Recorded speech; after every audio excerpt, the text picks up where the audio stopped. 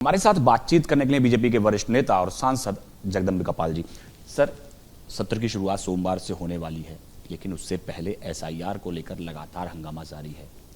हमने देखा कि जो मानसून सत्र था पूरी तरह वॉश आउट हो गया, विपक्ष ने लगातार हंगामा किया, सदन चल नहीं पाया। इस बार आपको उम्मीद है कि सत्र चल पाएगा? देखिए, मानसून सत्र में हंगामा हुआ, बार बार प्रधानमंत्री जी मोदी जी अपील करते रहे कि ये सत्र देश की है, देश की जनता के लिए कानून बनाने के लिए है। देश के आपके चाहे सत्ता पक्ष का प्रतिपक्ष का सांसद हो, अपने क्षेत्र से जुड़े हुए विकास हो, ज्वलंत समस्याएं हों, उनको चर्चा करने का है, जिससे देश के लिए सकारात्मक इसका लाभ मिल सके। लेकिन मानसून सत्र नहीं चलने दिया। अब एसआईआर को अगर विपक्ष ने, चाहे राहुल हो, तेजस्वी हो, 90 दिन बिहार में इसी को मुद्दा बना करके चुनाव लड़े और बिहार की जनता ने जो चुनाव में जनादेश दिया, तो अब एसआईआर का मुद्दा तो खत्म हो गया। अगर उनको प्रजातंत्र में विश्वास हो तो बिहार के जनादेश का उनको सम्मान करना चाहिए। अब इसके बाद भी एसआईआर का मुद्दा क्या है? जब चुनाव आयोग ने कहा कि अगर किसी एक भी व्यक्ति का जो वैध मतदाता हो अगर वंचित रह गया या उसका नहीं है तो एक कंप्लेंट नहीं आई। ये बात माननीय सर्वोच्च न्यायालय ने भी कहा कि कोई विदेशी, बांग्लादेशी, रोहिंग्या, क्या वो अगर अवैध रूप से उसका नाम मतदाता सूची में है या आधार कार्ड बन गया है तो भारत का नागरिक तो नहीं हो जाएगा। इसके बावजूद जब एसआईआर केवल आज उस बिहार के बाद एक भी कोई कंप्लेंट नहीं आई, जनादेश आ गया। अब अगर वो देश की में फिर से, चाहे कांग्रेस पार्टी हो, चाहे ममता बनर्जी की पार्टी हो, चाहे समाजवादी पार्टी हो, अगर इसको इशू बना रही तो इससे साफ है कि उनके पास कोई मुद्दे नहीं है, जनता के हितों में कोई बात उनको नहीं करनी है। और जिसके लिए चुन करके आए हैं भारत की लोकसभा में, जो जनता के प्रति उनका उत्तरदायित्व या उनके जवाबदेही है, उससे भागना चाहते हैं और केवल हंगामा खड़ा करना उनका काम है। लेकिन सर, टीएमसी जो है वो लगातार हमलावर है। कल चुनाव आयोग से भी मुलाकात की, कहा कि चुनाव आयोग के पास हमारे सवालों के जवाब नहीं थे, लेकिन लगातार एसआईआर के मुद्दे को कह रही है कि बीएलओ की मृत्यु हो रही है, लेकिन चुनाव आयोग जो है वो कोई सुनवाई नहीं कर रहा है। सरकार बंगाल में उनकी है, बीएलओ की क्यों मृत्यु हो रही उसके जिम्मेदार वो हैं।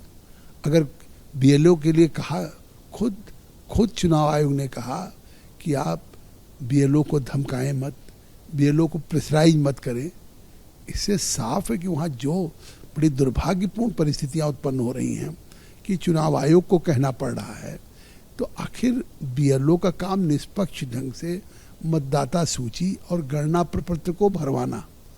गणना प्रपत्र के बाद मैं देश के सामने कहना चाहता हूँ कि अगर ये बात जो तृणमूल कांग्रेस उठा रही है, कोई व्यक्ति अगर उसका गणना प्रपत्र नहीं भरा गया या उसका नाम नहीं है तो उसके बाद 9 तारीख के बाद, अभी ये 4 दिसंबर तक इसकी डेट है, 9 के बाद वो फॉर्म 6 भर सकता है। अगर उसका नाम अशुद्ध हो गया, मेल से फीमेल हो गया, तो भी उसको शुद्धिकरण करा सकता है। फॉर्म 7 है, फॉर्म 8 है। तो ये 9 तारीख के बाद, मतलब इतना एक फुल प्रूफ प्रोसीजर है कि कोई नहीं छूट सकता। अब हम लोगों के यहाँ भी एक बात आ रही है कि जो नेपाल की लड़की है और भारत में शादी होकर के बहू आ गई, उनके भी फॉर्म भरे जा रहे हैं, उस पर भी चुनाव आयोग फैसला करेगा। तो आखिर कोई भी मतदाता वंचित नहीं रहेगा जो वैध है।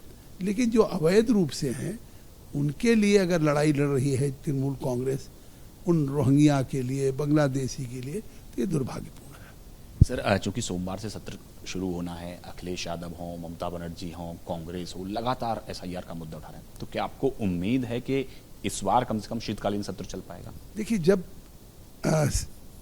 कोई सत्र चलता है तो सत्र के कस्टोडियन स्पीकर साहब हैं और प्रधानमंत्री जी अपील करते हैं, मोदी जी, संसदीय कार्य मंत्री जी अपील करते हैं कि सदन में हम हर विषय पर चर्चा करने के लिए तैयार हैं। फिर होगा कि सदन में कोई विषय विपक्ष उठाना चाहे, उसका एक प्रक्रिया है। बिजनेस एडवाइजरी कमेटी बैठती है स्पीकर साहब की अध्यक्षता में, और स्पीकर साहब जो भी विषय विपक्षी द्वारा लाए जाते हैं उसके लिए भी समय निर्धारित करते हैं नियमों के अनुसार। आखिर एक देश का सर्वोच्च सदन है, आप सदन में आइए, बिना किसी नियम के प्रस्ताव के, बिना किसी बिजनेस एडवाइजरी कमेटी के समय निर्धारित के आप सदन के बेल में चले जाते हैं और सदन को केवल शोरगुल से पूरे सदन को बाधित करते हैं। स्पीकर साहब की अपील के बावजूद बार बार सदन का बेल नहीं खाली करते, पूरा देश देखता है। तो इससे साफ है कि उनके पास जनता से जुड़े हुए कोई उनके हित के मुद्दे नहीं हैं, केवल हंगामा खड़ा करना उनका काम है। सर, मेरा आखिरी सवाल ये है कि कर्नाटक में जो चल रहा है मुख्यमंत्री और उप मुख्यमंत्री DK शिव कुमार के बीच में, उसको आप किस तरह से देखते हैं? क्योंकि लगातार जो है वो आज कभी दिल्ली कभी कर्नाटक, आज दोनों ने एक साथ ब्रेकफास्ट भी किया, लेकिन क्या आपको लगता है कि अंदर की कड़वाहट जो है दूर हो गई? हरियाणा में नहीं देखा था आपने कि एक तरफ हुड्डा एक तरफ शैलजा, तो इनके हर स्टेट में न कोई इनकी पार्टी में, न इनके नेतृत्व कोई मानता है राहुल के, न इनकी पार्टी में कोई अनुशासन है, और न इनकी पार्टी का कोई मकसद जनता की सेवा के लिए है या सार्वजनिक जीवन में उसकी शुचिता पवित्रता के लिए। पूरी पार्टी में केवल पद के लिए, सत्ता के लिए, मुख्यमंत्री के लिए होड़ है, और यहाँ तक है होड़ है कि एक दूसरे को आपस में नुकसान करने की, पराजित करने की। तो जिस पार्टी का यह हाल हो, इसीलिए देश की जनता उनको एक एक राज्य से मुक्त कांग्रेस बनाने का काम कर रही है। धन्यवाद हमसे बात करने के लिए। कैमरा पर्सन अजीत चाकू के साथ पवन गौड़, ABP न्यूज, दिल्ली।